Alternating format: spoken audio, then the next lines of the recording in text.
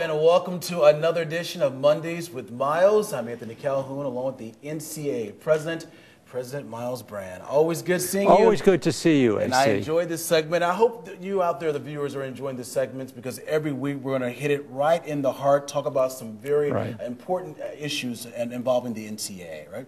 Correct. I'm looking forward to it. Well, this week is a topic that a lot of people are talking about. It's minorities in coaching and athletics administration. And coming up tomorrow, we will inaugurate our first African-American president and president-elect Barack Obama tomorrow. And I got to be honest with you, been an African-American, watching the whole election process, I thought to myself, and when I have kids one day, that, hey, anything's possible for you by seeing the first African-American president-elect Barack Obama.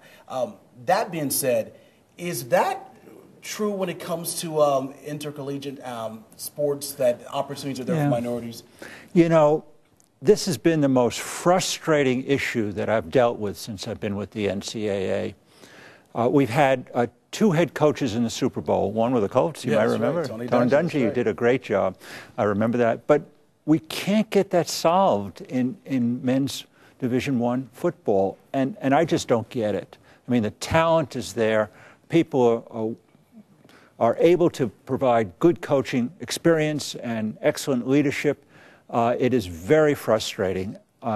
The NCAA, the national office, as I'm sure you know, can be of assistance, but we don't do the hiring. The hiring is always done on the individual campuses, and we run, now get this, 23 different programs to provide opportunities for learning and gaining experience. So the people are in the pipeline. They're already there, they're experienced, they're good, and the interviews are there as well, but we can't get the hires. And I have to tell you, AC, it is very frustrating. Yeah, and it's something that a lot of people are talking about. You know, you talk about just the hiring process, and when I look at the situation, you look at, as far as the athletics directors, who are the men and women who are, for the most part, are in the position to make these hires. We're talking about Division I college football, but statistics show over 90%, for the most part, of these athletic directors' positions are held by white men. What is the NCAA doing to come up with some opportunities that will be presented for women and minorities to hold these type of positions? Well, again, we provide the professional development that's necessary, and at least in the athletic director position, we are starting to see some high-profile positions going to African-American men as ADs, Ohio State, to take one example. And we UCLA, for example, Dan Guerrero's person of color. And Syracuse, absolutely. So we're making some headway there. It's not where it should be, don't get me wrong, but we're seeing at least steady progress. Women, too, are beginning to increase their numbers in Division I and Division II and III especially. So we're starting to see some progress there.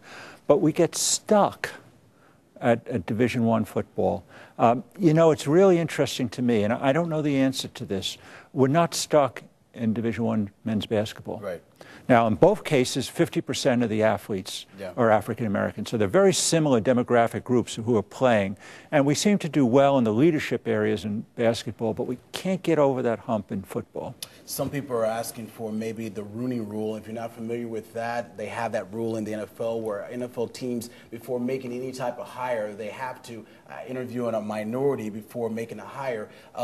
Why do you think we will see that one day in the NCAA? I don't. To Division I. It's a great question. I don't think so. But also, I want to add, it doesn't matter. I don't think so because, unlike the NFL, where there's a lot of centralized control through the league, in the case of the college games, the institutions have a great deal of autonomy in hiring, and they're just not going to give that up, whether it's for ADs or football coaches or presidents. They want to make sure that they have full autonomy. So you're not going to have that. But even so, 3/4 of the last year of the final searches contained an African American as a finalist. So the Rooney Rule is, in a way, irrelevant. The interviews are already there. That's not the problem. You know, the real problem is the hiring. So we're getting the interviews, but we're not getting the hiring. And I don't care how many interviews you have. If you don't hire, it doesn't matter. Yeah, so basically you're saying, like you mentioned, there's opportunities out there. They're getting the interviews, but they're just not getting the hiring. They're not getting the positions. So I guess my question to you is how do you solve that problem? Well, we try and bring everyone to the table. The ADs, through their professional association, have come to the table. The coaches, through professional development, are to the table. We're the conveners, and we're trying to work through that. The BCA, Black Coaches Association, does a good job. They issue an annual report card because they want to look to make sure that the process is fair.